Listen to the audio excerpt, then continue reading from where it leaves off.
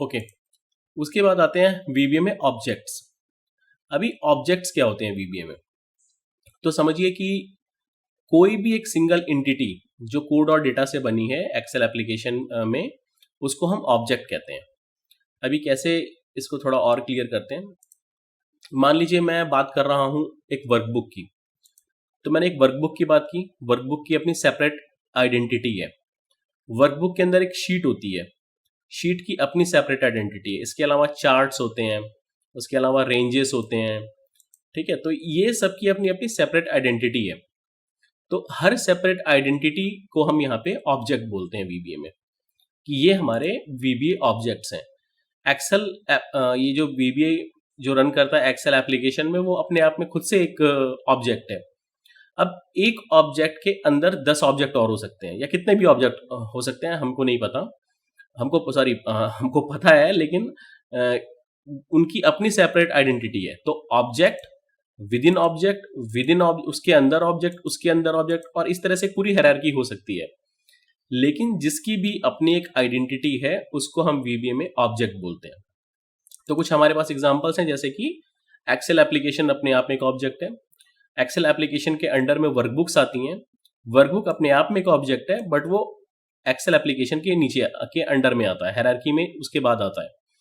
अब वर्कबुक्स के अंदर शीट्स हो सकती हैं, शीट्स के वर्कबुक के अंदर शीट्स हो सकती हैं, शीट के अंदर हमारे रेंज हो सकते हैं, और एक्सेल एप्लीकेशन में वर्कबुक के अंदर हमारे चार्ट भी हो सकते हैं। तो सबकी अपनी सेपरेट आइडेंटिटी है, और ये सारे हमारे वीबीए में ऑब्जेक्ट्स होते हैं।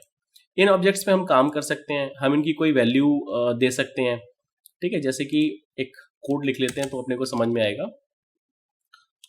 सब एक्सेल ऑब्जेक्ट्स, ठीक है। तो मान लीजिए सबसे पहले हमारा एक्सेल ऑब्जेक्ट है एप्लीकेशन।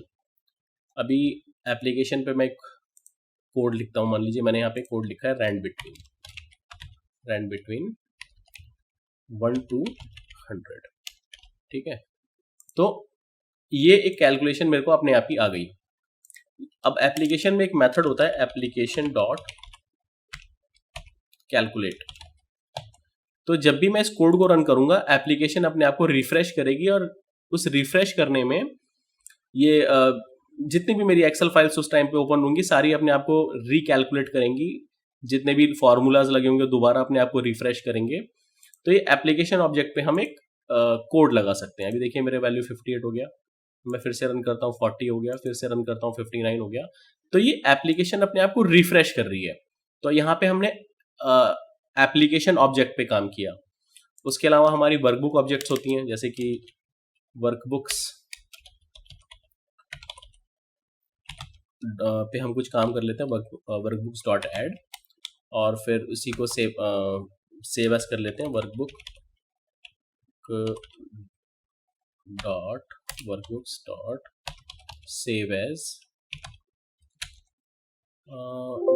नहीं सॉरी, एक काम करते हैं, सिर्फ वर्कबुक ऐड कर लेते हैं फिलहाल के लिए, सेव एज बाद में करेंगे। तो ये हमने वर्कबुक ऑब्जेक्ट पे अपना कोड लिख लिया। यहाँ पे इसने इसको रिकैलकुलेट किया, और वर्कबुक्स डॉट ऐड पे एक नई वर्कबुक मेरी ऐड हो गई।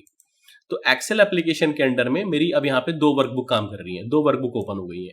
ये दोनों आती है एक्सेल ऑब्जेक्ट के अंदर में, पर फिलहाल 2 वर्कबुक हो गई है। अभी एप्लीकेशन ऑब्जेक्ट में देखिए, अगर मैं एप्लीकेशन डॉट क्विट का यूज करता हूँ, एप्लीकेशन डॉट क्विट, ठीक है, एप्लीकेशन डॉट क्विट, तो ये क्या करेगा कि सारी की सारी एक्सेल फाइल्स को बंद कर देगा, ठीक है। सारी की सारी एक्सेल फाइल्स मेरी बंद हो जाएंगी, क्योंकि ये हायरार्की में एप्लीकेशन के नीचे आती हैं। तो एक काम करता हूँ, पहले मैं इस वर्कबुक को सेव कर लेता हूँ जिसमें मैं काम कर रहा हूँ, ताकि मेरा कोड कहीं भी मिस ना हो। तो मैं लिख लेता हूँ active workbook dot save, active workbook dot save. जब मैं एक्टिव वर्कबुक की बात करता हूँ, तो जो भी मेरी वर्कबुक ओपन है मैं उसकी बात कर रहा हूँ। तो एक्टिव वर्कबुक डॉट सेव कर लेते हैं, एप्लीकेशन डॉट कैलकुलेट कर लेते हैं, वर्कबुक्स डॉट ऐड कर लेते हैं, एक और वर्कबुक ऐड हो गई, और एप्लीकेशन डॉट क्विट में जैसे ही करूंगा मेरी सारी की सारी एक्सेल फाइल्स बंद हो जाएंगी। ये देखिए, ये मेरे से पूछ रहा है कि आपको ये सेव करना है, तो सेव जैसे ही मैंने, ओके, ये मेरे से कुछ पूछ रहा है कि आप इसको बाइनरी में सेव करना चाहते हैं। तो हाँ, इसको बाइनरी में सेव करना चाहता हूँ मैं, बाइनरी सेव, और ये सारी मेरी फाइल्स बंद हो गई। ठीक है, देखा आपने सारी फाइल्स मेरी बंद हो गई क्योंकि सारी एप्लीकेशन ऑब्जेक्ट के अंडर में आती है। मैं फिर से इसको ओपन कर लेता हूँ, इनेबल कंटेंट कर लेता हूँ, मेरी सिक्योरिटी ऐसी ही है। ओके, फिर से मैं अपने वीबी में जाता हूँ।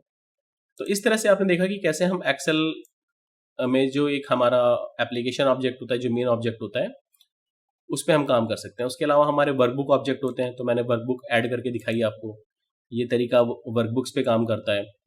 उसके अलावा अगर हम बात करें तो शीट्स डॉट ऐड, ये शीट अपने आप में एक ऑब्जेक्ट है और उस पर मैंने कुछ काम किया है, इसको रन करूंगा तो एक शीट ऐड हो जाएगी मेरी। तो ये सारी चीजें जो होती हैं अपने आप में जिनका एक नाम होता है, ये हम इनको एक्सेल में ऑब्जेक्ट कहते हैं। ठीक है, अभी ऑब्जेक्ट्स के बाद हमारे मेथड्स होते हैं। मेथड्स क्या होते हैं कि कोई भी वेरिएबल, कोई भी शीट, कोई भी ऑब्जेक्ट, किसी भी चीज पे अगर हमें कोई काम करना है तो उस काम करने के लिए हम जो भी कमांड देते हैं उसको हम मेथड कहते हैं। ठीक है, अभी जैसे मैंने एक्टिव वर्कबुक डॉट सेव किया, ये कमांड है कि आप अपने आप को सेव कर लो, जितना भी डेटा भी फिलहाल आपके अंदर आप उसको सेव कर लो। तो इसने अपने आप को सेव कर लिया। शीट्स डॉट ऐड मैंने बोला तो कि एक नया शीट ऐड कर लो, उसने एक नया शीट ऐड कर लिया। ठीक है, वैसे ही अगर मैं देखूं, अगर मैं लिखूं रेंज A1 से लेके A100 डॉट डिलीट। ठीक है, तो ये जो है सारे के सारे जो रो है वो डिलीट हो जाएंगे। ये कैसे समझ में आएगा, मैं इस पर कुछ डेटा डाल देता हूँ तो अपने को ज़्यादा समझ में आएगा। तो मान लीजिए मैंने यहाँ पे 292 लाइन तक डेटा डाल दिया। अब मैं रेंज A1 से A100 डिलीट कर रहा हूँ, तो आप देखिएगा क्या होगा। इन दोनों को मैं फिलहाल के लिए, इसको मैं फिलहाल के लिए कमेंट कर देता हूँ। तो ये सारे के सारे रो मेरे डिलीट हो जाएंगे। मैंने किया और ये मेरे रो डिलीट हो गए। और अच्छा, एक्चुअली 292 थे, देखिए 192 हो गए। ठीक है, अब देख पा रहे हैं, अब ये 192 हो गए। अभी मैं फिर से A1 से A100 डिलीट करूंगा तो सिर्फ 92 रह जाएंगे। अभी देखिए मेरे सिर्फ 92 रह गए। इनको डिलीट कर दूंगा तो कुछ भी नहीं रह जाएगा। तो इस तरह से हम अलग अलग ऑब्जेक्ट्स पे जो भी काम करते हैं, तो काम करने के उस तरीके को हम मेथड कहते हैं। इसमें हमें कुछ और नहीं लिखना होता आगे, हम सिर्फ ऑब्जेक्ट का नाम लिखते हैं और उसके बाद जो भी हमको कमांड देना होता है वो हम कमांड दे देते हैं। ठीक है, अभी मान लीजिए एक और ऑब्जेक्ट है हमारा चार्ट्स। ठीक है, इस पे मुझे कमांड लिखना है, वो ऐड है। मैं चाहता हूँ कि एक चार्ट ऐड हो जाए। ठीक है, इसको रन कर लेते हैं। तो देखिए यहाँ पे मेरा एक चार्ट ऐड हो गया। ये ब्लैंक चार्ट है लेकिन चार्ट ऐड हो गया। ठीक है, अब जैसे चार्ट ऐड तो हुआ, अब मैं इसको चार्ट्स डॉट डिलीट कर लेता हूँ, चार्ट्स डॉट डिलीट। अभी एक और चार्ट ऐड हो जाएगा, लेकिन जो बाकी जितने भी चार्ट इस फाइल के अंदर होंगे, इस एक्सेल वर्कबुक के अंदर होंगे, सारे डिलीट हो जाएंगे। रन करता हूँ। ओके सॉरी, मैं किसी एक्सेल शीट में नहीं हूँ, तो मुझे पहले एक्सेल शीट में जाना पड़ेगा। और मैंने इसको रन किया तो ये मेरे से पूछ रहा है मैं डिलीट कर दूँ, तो हाँ डिलीट कर दूँ। इसने सारे चार्ट्स डिलीट कर दिए। तो इस तरह से हम जिन भी ऑब्जेक्ट्स पे काम करते हैं, उन्हें कोई कमांड देते हैं, उसको हम मेथड बोलते हैं। आगे जब हम कोडिंग करेंगे तो हम बहुत सारे मेथड्स इस तरह से देखेंगे। ठीक है, उसके बाद जो हमारा नेक्स्ट जो टॉपिक आता है वो होता है प्रॉपर्टीज। अभी हमने बात की कि हमारे पास एक्सेल ऑब्जेक्ट्स होते हैं, वीबी में हमारे पास ऑब्जेक्ट्स होते हैं, उनको हम जो कमांड देते हैं उसको हम मेथड बोलते हैं कि आप ये काम कर दो, उसने वो काम कर दिया, हमने उसको मेथड बोला। लेकिन इन ऑब्जेक्ट्स की कुछ खासियत भी होती है। खासियत मतलब, इसको अगर हम वीबी में बात करें तो उनको प्रॉपर्टीज बोलते हैं। क्या, जैसे कि मान लीजिए मेरे पास एक कार है, कार, अगर मुझे कार चलानी है तो मैं बोलूंगा कार चलाओ या कार चल, या कार को मोड़ना मैं बोलूंगा कार मुड़। ठीक है, तो कार मुड़ जाएगी।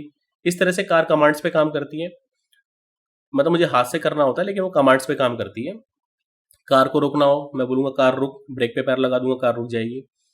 लेकिन अब इस कार में सबसे पहले तो कार अपने आप में एक ऑब्जेक्ट है, उसके अंदर हैंडल ऑब्जेक्ट है, इंजन ऑब्जेक्ट है और दुनिया भर की चीजें ऑब्जेक्ट है। उनके साथ मुझे जो भी काम करना होता है, कार के साथ मुझे जो भी उससे काम लेना है, उसको मैं कमांड देता हूँ कि भाई तू ये काम कर, तो कार वो काम करती है। ठीक है, उसके बाद कार की अपनी कुछ प्रॉपर्टीज या कैरेक्टरिस्टिक्स होती हैं, जैसे कि कार लाल कलर की है, उसका जो हैंडल है वो ब्लैक कलर का है, उसके अंदर जो सीट है वो ब्लू कलर की है। तो ये जो चीजें होती हैं, जैसे कलर हो गया, अब उसके कुछ फीचर्स हैं कि कार की लंबाई इतनी है, चौड़ाई इतनी है, कार में 7 सीटें हैं, वो 7 सीटें फोम की बनी है या किस चीज की बनी है। तो इस तरह से जो कैरेक्टरिस्टिक्स होती हैं कार में, वैसे ही हमारे पास वीबीए में जितने भी ऑब्जेक्ट्स होते हैं उनकी कुछ कैरेक्टरिस्टिक्स होती हैं। तो अभी एक दो चीजें मैं आपको करके दिखाता हूँ कोड में। एक्सेल ऑब्जेक्ट कैरेक्टरिस्टिक्स लिख लेते हैं, ऑब्जेक्ट कैरेक्टरिस्टिक्स यही स्पेलिंग होती है क्या, कैरेक्टरिस्टिक्स, हाँ ये होती है, ओके। तो अभी मान लीजिए मेरे पास एक रेंज A1 है, ठीक है। अभी रेंज A1 में मैं एक वैल्यू दे देता हूँ, रेंज A1, ये मैंने ऑब्जेक्ट ले लिया, dot value is equal to my name. अभी मैंने एक प्रॉपर्टी असाइन कर दी रेंज A1 डॉट वैल्यू को। रेंज A1 मेरा ऑब्जेक्ट है, वैल्यू उसकी एक खास तरह की प्रॉपर्टी है, और यहाँ पे मैंने प्रॉपर्टी को ये डेटा असाइन कर दिया कि आप लिख दो माई नेम। इसने माई नेम लिख दिया। अभी इसी रेंज A1 को, जो मेरा ऑब्जेक्ट है, इसकी एक और प्रॉपर्टी है which is interior dot colour, interior dot colour which is VB red कर देता हूं मैं। तो अब यहाँ पे पहले माई नेम लिख देगा और फिर सेल के अंदर का जो कलर है उसको VB रेड कर देगा। तो देखिए इसने VB रेड कर दिया। तो ये दो मैंने अपने ऑब्जेक्ट को कैरेक्टरिस्टिक्स असाइन किए हैं, ठीक है, कि आपकी ये खासियत है। मैं चाहूँ तो इसके बॉर्डर पे मैं कलर दे सकता हूँ, इसका जो फॉन्ट का नेम है वो मैं बदल सकता हूँ। अब जैसे इसका मान लीजिए फॉन्ट का नेम बदल देते हैं, range A1 dot font dot name is equal to Cambria कर देते हैं, कैम्ब्रिया। और फॉन्ट का साइज भी बढ़ा लेते हैं, तो range A1 dot font dot size is equal to 20 कर लेता हूँ। तो देखिए मैंने रेंज A1 में कितनी कैरेक्टरिस्टिक्स लगा दी हैं इसकी, ठीक है। अब देखिए ये बड़ा हो गया, फॉन्ट को मैं बोल्ड भी कर सकता हूँ। तो इस तरह से जितनी भी हम कैरेक्टरिस्टिक्स असाइन करते जाएंगे इस रेंज A1 को, तो ये जितने भी हम इसको खासियत देते जाएंगे वो इसकी कैरेक्टरिस्टिक्स होती जाएंगी। तो आगे जब हम कोडिंग करेंगे तो उसको और डेप्थ में देखेंगे हम लोग, कैरेक्टरिस्टिक्स यूज होती रहेंगी। बट कॉन्सेप्चुअली हमको ये पता होना चाहिए कि कब हम अपने ऑब्जेक्ट, किस ऑब्जेक्ट पे काम कर रहे हैं, ये इस ऑब्जेक्ट को हम क्या मेथड से यूज कर रहे हैं, उसके बाद उसको क्या कैरेक्टरिस्टिक्स असाइन कर रहे हैं। तो ये सारी चीजें हमको पता होनी चाहिए। तो ये थियोरेटिकली हमको जानकारी होनी चाहिए। यहाँ पे हमने करके दिखाया, तो आप चाहें तो इसको ट्राई कर सकते हैं, और VB में थोड़ा और भी पढ़ सकते हैं। कुछ मैंने लिंक्स वगैरह यहाँ डिस्क्रिप्शन में दिए हुए हैं, तो आप चाहें तो उनके बारे में पढ़ सकते हैं और आपको काफ़ी इसमें नॉलेज मिलेगी।